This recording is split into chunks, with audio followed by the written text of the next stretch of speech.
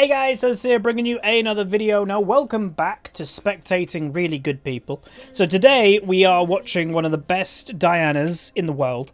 And again, well, if you want to call it, it's rank, I think technically and officially this is rank 29 Diana in the world. And when it comes to EU West, it's like top 5. The reason why I've gone down a bit, one, this is a one trick from what I could kind of tell, and the rest of people that are ranked above this person aren't one tricks, or a lot of them aren't on at least EU West. So this is like the 5th best Diana technically on EU West, but one tricks it. So the one thing with one tricks, again, you're going to be careful with copying them because they might have a very unique playstyle, and that's what they do for thousands of games, and you don't really want to copy it because they've got that playstyle because of how many games they've played.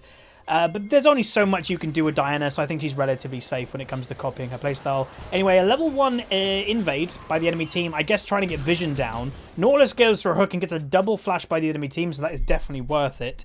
But what interested me about this game was it was Diana versus Zed. So I have said for ages, the weird thing about Diana, she is an assassin that counters assassins. Why?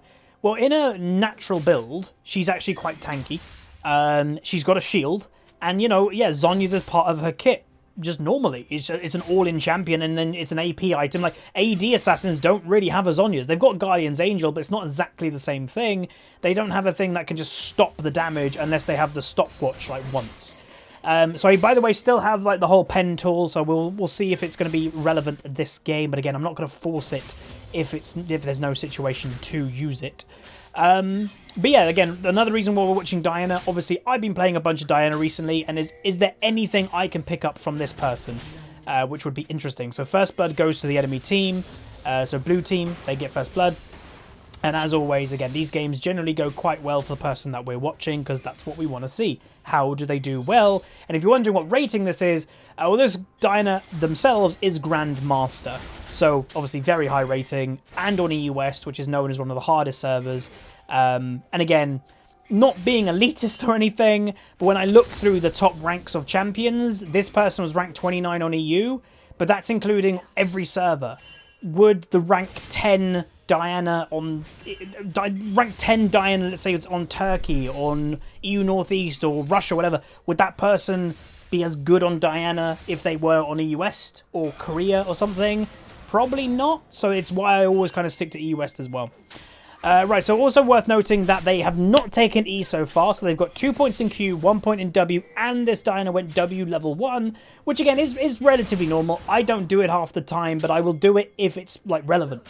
It's good for pushing, because you can stand in the minion wave, not take much damage, and damage a lot of the minions, obviously, themselves. Roam potentially coming down. They do get the kill on the Karthus, who's randomly by himself and engaged by the enemy bot lane. We're going to pause it right now. Diana might wait for here. The Zed not going to. Nautilus goes down. Corki, obviously, randomly, by the way, in top lane, which, let's face it, isn't a thing. So I don't know really why there's a Corki top one trick, or I'm not sure. But yeah, a bunch of kills. So they got Nautilus, but Karthus dies, Lucian dies, and Pyke dies. So overall, pretty worth. I think Lucian died, I'm pretty sure. So yeah, this matchup should be in Diana's favour relatively. What I didn't look at, again, I looked at the overall kind of performance of Diana. I didn't see what build they do. So I want to see if they differ from the build that I do, which naturally is the Spellbinder into Deathcap. Very aggressive, but very effective at the same time. First scan coming in. Going to be aggressive. The Zed, she's now going to try and avoid as much damage as she can. Looks like she will go down, and she goes pop. So I don't think there's much she could have done there more. She didn't waste her flash, which some people like, couldn't have she have flashed autoed the Zed? It was very unlikely the Zed was going to get killed, but the Zed will die probably now anyway, which doesn't, unfortunately, land the Diana an assist. That would have been really good, but it was too long gone. So farm-wise, she is up. Now, another thing noticeable, and what I also do on Diana, which some people have questioned, Huz, why do you buy double Doran's Ring on Diana?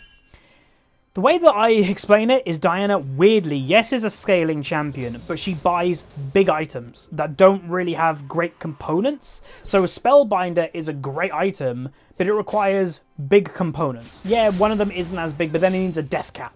And a large rod. So just to kind of get you onto that point, like ready to get these items, having an early game that, yes, it doesn't technically scale or build into other things, to me on Diana works, weirdly. It's one of the very few champions that I do recommend buying a double Doran's, and this Diana's even gone a step further. She's bought a Dark Seal and another Doran's, which that could be not great, but she goes for it, gets a roam on, gets herself a kill. Lucian, question mark, pinging, going, why is Diana bot lane? Well, she's bot lane to pick up that free kill, so she is on the board. She's now 1-1, and obviously in her gank that she died to, Zed did not get the kill. So, again, camera, again. The one thing with the league, by the way, is sometimes the replays are a bit dodgy. Another bit of thing that I had was, could I make, from last episode, could I make the line a bit thinner? So that's actually what I just did. We'll see when eventually we draw. Karthus in the bot side. So the weird thing about Karthus he's fallen off in the jungle. You hardly see them anymore. I definitely think it's more or less due to the aggression in the jungle right now. Sylas, Kha'Zix, Rengar. How can a Karthus cope with that amount of pressure? The answer is he can't. Not really. If the enemy jungler knows what they're doing and they punish that Karthus, he ain't surviving. There's no way. So, potential game on right now. Pyke's here. Zed is here. They're both waiting in bushes to see who goes first. Pyke goes into the bush and Sylas catches him. Play happening. Zed going for an ultimate. Karthus ult on top. A lot of people here, by the way. They're going to go for the play now. Unfortunately, Diana goes for the wrong person with the Q. Lucian's going to heal out. Diana probably will have ultimate pretty soon. She flashes on top. She is going to pick one kill onto her target. Now, what it looked like, by the way, and I do want to actually replay that while the camera is still spazzing out. Let's go back again. I want to slow down something because I have a funny feeling. Again, it's what happened with I Play Diana. It sometimes looks that, like, the Diana mucked up, but a lot of the time they haven't. Because it just happened so quick. So, Diana, she Qs any second. So, wait for it. I'm going to slow it down as much as I can. So, she... Wow, okay, so she ignored her initial Q. So again, this is one of the best Dianas. And this is where, to me, everyone's like said to me, oh, Huz, you're not prioritizing your QR a lot. Sometimes, again, you don't need it. Well, this time, it might have been a mistake by the Diana. She might have expected to one-shot. She didn't. But yeah, she literally didn't even go for a Q. She went W and she R'd straight on that Pyke. Didn't even go for the QR, for the R reset, which is kind of crazy. In that instance, I think she probably should have. But again, people have learned from even me playing Diana, you don't have to do it every time. And I think some people have been having a hard time coming to terms. They go, but it's a combo. You're supposed to do it every time. You don't have to. You don't do what you don't have to. If it's something that works, sure. But if it's something that, you know, in the essence, you can just get the kill instantly and it's not going to hurt you that much, don't.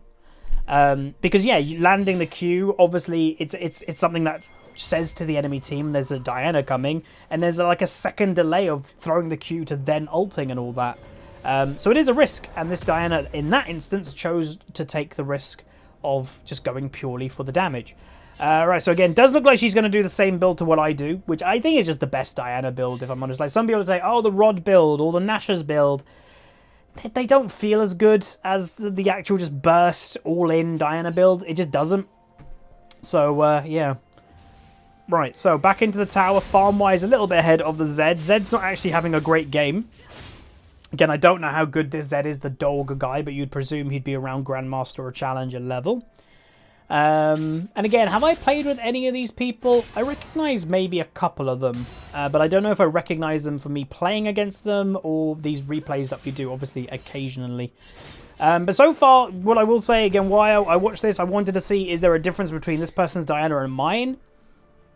So far, I don't think so. Like, not yet. I do think my Diana is quite good. Obviously, not Grandmaster level, but this person is a one-trick to Grandmaster. But there isn't anything that, like, screams to me, like, difference, which is good. The only thing that I don't think I do is I don't think I buy double Doran's Dark Seal. This one has done that this game, and you have to, like, do they do that every game? Are they doing it just because it was free this game? So that is another thing worth noting, is maybe that's a slight difference. I could do it if it gives her a stronger early game to get her to the mid game, possibly. So there's a big play happening bot lane. Zed is showing in the bot side, by the way. They will try back away. Sylas is going to steal Karthus ult, which is a great ult to steal. So they will kill the Zed. Again, Zed having a pretty rough game. and they will back out the situation. Remember, Karthus has got ult. If he, Silas has got Karthus ult if he wanted to help out. The Silas is pinging, you know, hey, I've got ult, I've got the fight, go for it, dude. And Diana, oh, we'll have to go back and watch that. Right, so she is going for tower plates, free right now. She uses her ult, which might have been a mistake. So she hasn't got Q up. She's waiting till the all-in. Not doing anything yet. Then we'll go for the all-in. Double ultimate this time with the ignite. Picks up the kill, gets ignited. Nothing by Pyke. And she will return and probably kill the tower. Would not surprise me in the slightest. So again, very clean Diana play there. Very standard. It looks like you're not wanting to fight. And you're delaying. And you're just waiting for your Q to come back up. The simple case of that. So yeah, very nice, clean play. And again, that's the thing that is cool with these episodes a lot of the time. You know, you guys watch the Akali episode, and what I didn't realize, that Akali, and it even showed how broke Akali can be in high rating, apparently it was a jungle main. That wasn't even an Akali big player. Obviously, yeah, a challenger player who's not a one-trick, can play a lot of things very well. But how are you, like, what other champion could get that fed in a challenger level game with pros in the game when the dude doesn't even really play the champion that much? That's crazy. But what it does show a lot of these times is there's not much difference. If I didn't tell you what rating this was, I bet people would be guessing random ratings, going, oh, it looks like a gold game. Oh, it looks like a platinum game. That's the weird thing. League is the type of game when the same ratings are playing against each other. It doesn't look that special. And all it is what you'll notice, lack of mistakes, and things are just relatively clean. That's what high rating is. The low rating you go, again, I tune into a stream called Salty Timo, where it shows Iron 4 games every day. 24 hours a day, they show Iron 4 games, you can bet on the games, it's a bunch of fun. The mistakes that happen is a mistake every 30 seconds. Meanwhile, Diana coming in, she won't stop the Karthus, or she might have. Very close. She is going for a big play there, and they will finish all of them off. And the only one to die is the Kai'Sa, so overall pretty worth. Again, what I learned, by the way, when it comes to the pen, the best way to do it is pausing it, then describing what's going on, and then continuing. Again, I don't want to force stuff that we don't need yet. We're looking for, like, basically I'm looking for a big 5v5 in mid lane that we can kind of describe what's going to happen before it might happen, or what should happen. That's what I'm looking for. So Diana going for it, Zed going for a play on the Nautilus. He will survive the pop. Zed really desperate for this kill. Very close. He's not dead yet. What Diana was doing was waiting near the shadow just in case he went back. But he did fully commit. He is now on the run from the Pyke. Pyke might look for it himself. Diana Q missing. Silas going to go for the play. Diana's just going to free farm a little bit. Not looking for anything because she wasted her Q. Does have it up now. Looking maybe for it. Doesn't go for it. He's on the back foot now.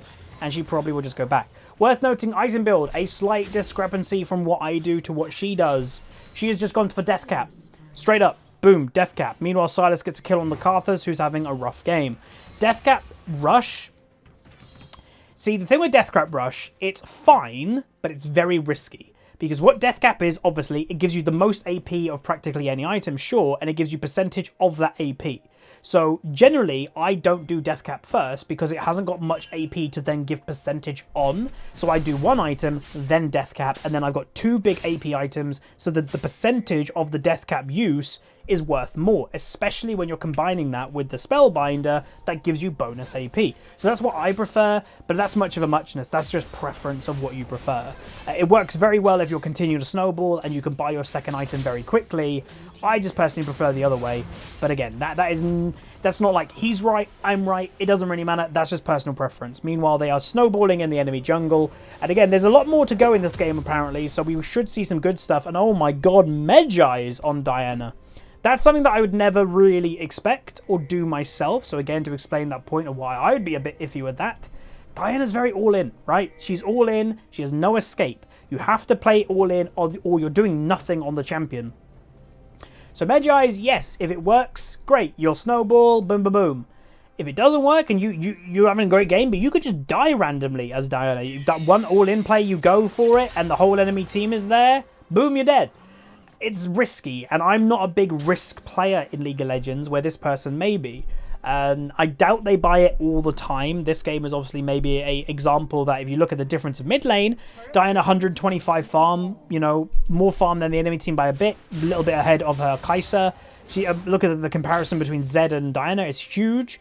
Maybe this is the type of game that she's like, all right, I'm going to try and use my lead of mid lane comparing to the Zed, and wham bam, thank you ma'am. Jax has easily outscaled the Corki that shouldn't be in top lane at this point, and the split push does exist. So Diana for split push, by the way, very effective. Very quick at killing towers. Is great at 1v1ing, obviously. And yeah, so again, a great split pusher, which a lot of people wouldn't really think about. Karthus ult coming down. She should press W. She doesn't, so she doesn't block any of the damage. And Zed will kill the Jax. She is now looking for bush plays, which is an okay idea, but you could argue she should like just continue looking for pushing pressure, especially when Sylas pushes down top lane and Kais is in mid lane. Keep applying that pressure as much as possible, but she might be looking for a pick and a little bit too late. She might look for it though, and she does go for it. Corki's AFK, maybe typing. She will get the kill on a rampage, and again, that was very bad by Corki. I guess typing too much instead of paying attention, but the Pyke, let's face it, did walk into a Diana. And again, that does still show the power of Diana. She didn't use her Q to get that reset. She didn't use the Q, anything there. She still manages to get the kill, which is nice. Alright, returning to mid lane. Now looking to finally push in 14 stacks of Medjais. Not sure, again, how much that number is going to increase. Might look for an all-in on the Zed if the opportunity presents itself.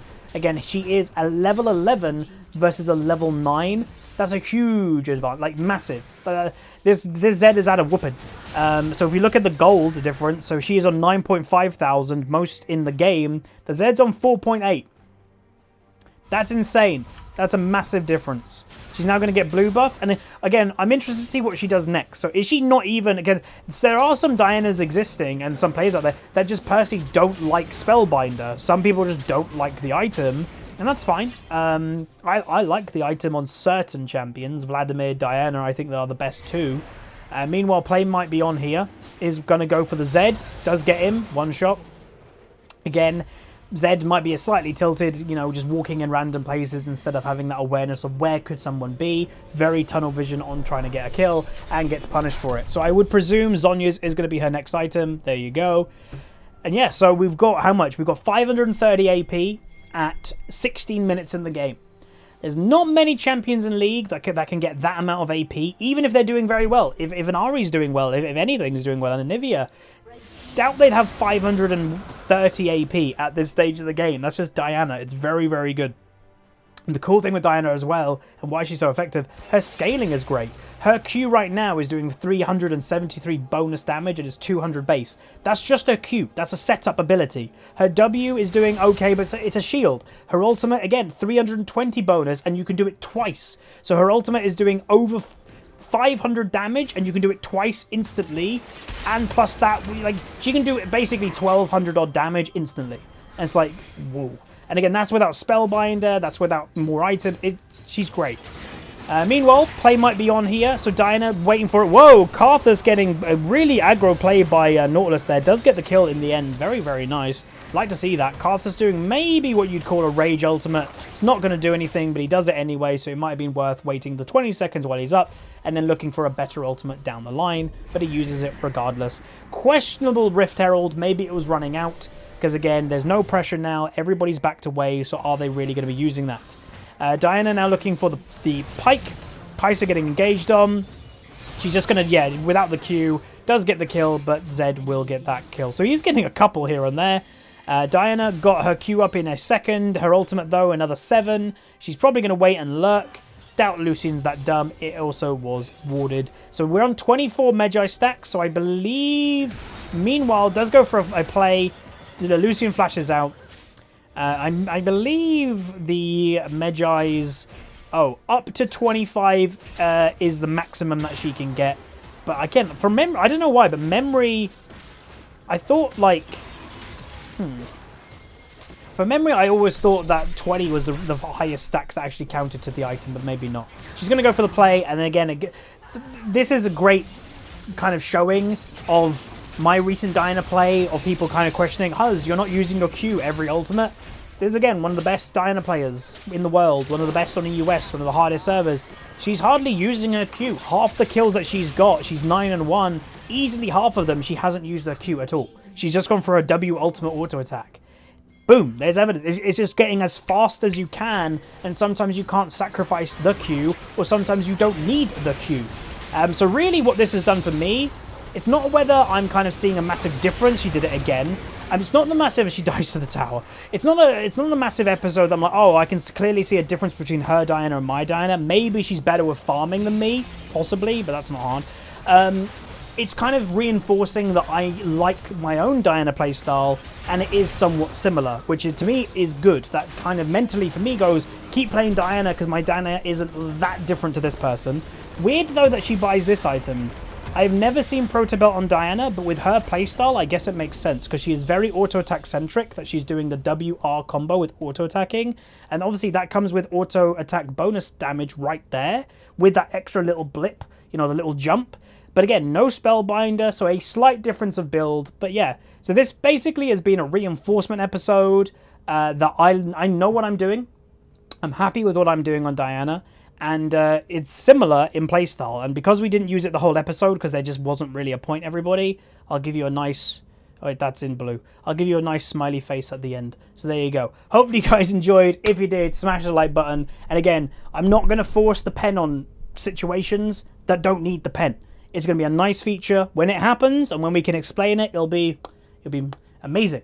But these games at the moment, we haven't really needed it. There haven't been these big, open, massive team fights. And maybe what I need to look for is closer games. Because when it's a stomp, I don't need to break down these team fights that intensely. So maybe what I'm going to do for next episode is not look for a stomp, look for a close game, and that should come better equipped for using the pen. But yeah, like, subscribe, comment down below. Let me know what champion you want to see next, and I'll see you guys next time. Peace.